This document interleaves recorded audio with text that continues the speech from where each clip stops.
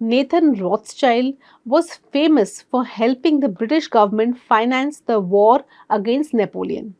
He was able to exchange gold bullion and other forms of coin for the currency. This was needed by General Wellington to continue fighting. This aid led to the Battle of Waterloo and the defeat of Napoleon Bonaparte. During the Napoleonic War, financier Nathan Rothschild famously said, "Buy on the sound of the cannon, sell on the sound of the trumpet." Since then, Rothschild's advice was the go-to mantra for investors wanting to cash in on geopolitical risks for a long time, at least till a century ago. For instance, in the 6 months after the World War I began in 1914, the Dow Jones Index fell by more than 30%. Businesses shut down and liquidity dried up. It was decided to close the stock market for at least the rest of the year. When stock markets reopened 6 months later in 2015, the Dow Jones rose 88% in a year. From the start of the war in 1914 until the war ended in late 1918, the Dow was up more than 43%. So, buying stocks when the war begins and selling them when the war ends was a potent formula to take advantage of geopolitical risks.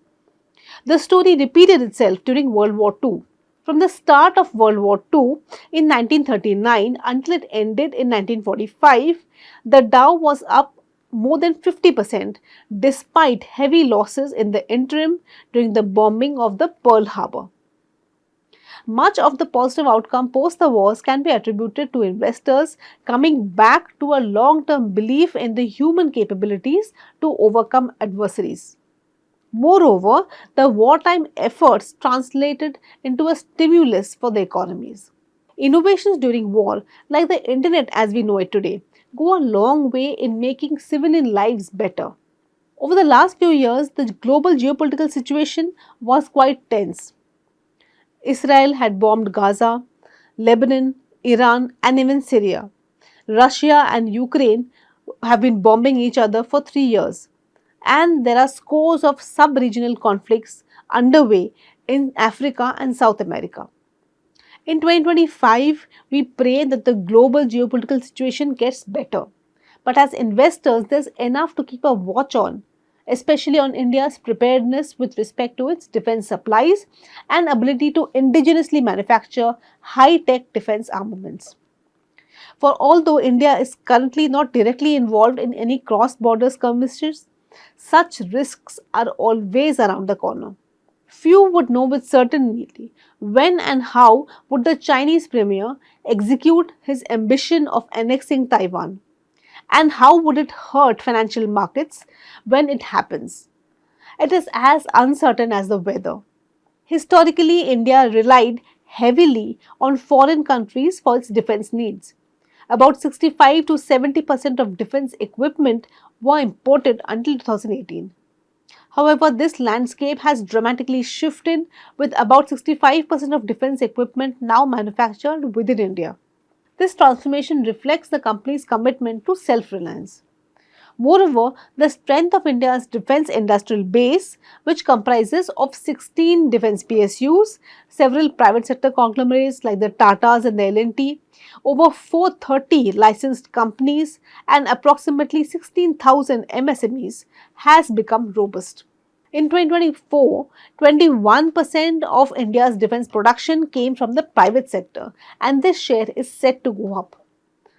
As part of the Make in India initiative, the major defense platforms such as Tanushree artillery gun system, main battle tank, Arjun light compact aircraft, Tejas, submarines, frigates, corvettes and the recently commissioned INS Vikrant have been developed, reflecting the growing technological capabilities of India's defense sector.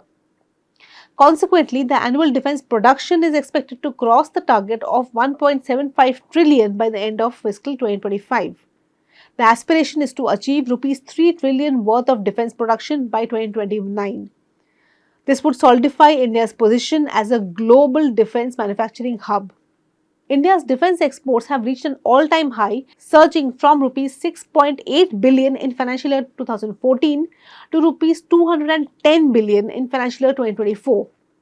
This remarkable growth of over 30 times in export value over the past decade shows India's defense sector's resilience to volatilities in the domestic defense market. India's defense export portfolio now comprises of a diverse range of advanced defense equipment, including bulletproof jackets and helmets, Dornier aircraft, Chetak helicopters, fast interceptor boats, and lightweight torpedoes. A noteworthy highlight is the inclusion of Made in India boots in Russian Army's equipments, marking a significant milestone for Indian products in the global defense market and showcasing the country's high manufacturing standards. Currently, India exports to over 100 nations, with the top three destinations for defense exports in 2023 and 2024 being the US, France, and Armenia.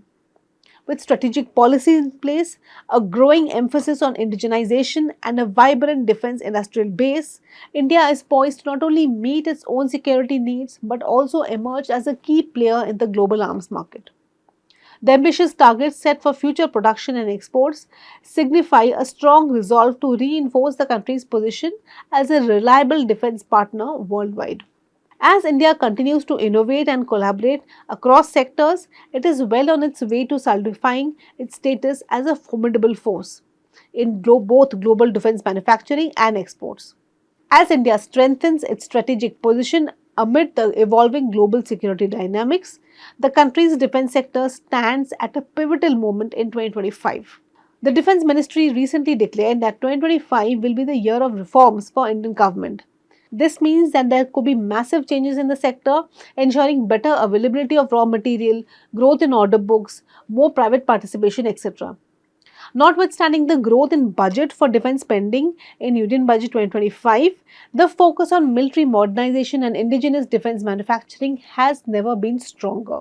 So instead of waiting for the sound of the cannon in 2025, long-term investors should keep a watch list of the best defense stocks to act on and act on them as and when the valuations get attractive.